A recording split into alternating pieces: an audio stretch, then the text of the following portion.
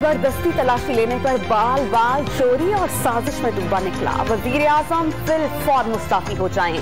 देखते हैं कि स्क्रूटनी कमेटी रिपोर्ट के बाद इलेक्शन कमीशन क्या कार्रवाई करता है। लीगी रहनुमा मरियम नवाज की प्रेस कॉन्फ्रेंस, ऑडियो रिकॉर्ड किए जाने पर मुआफी मांगने का मुतालबा।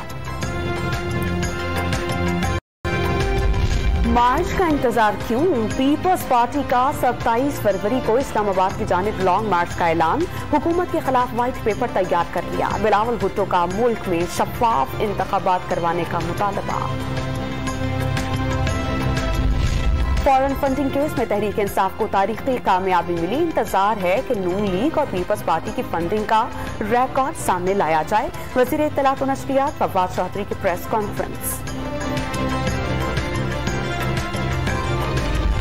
जुडिशल कमीशन ने लाहौर हाईकोर्ट की जस्टिस आयशा मलिक को सुप्रीम कोर्ट में तैनात करने की सिफारिश कर दी।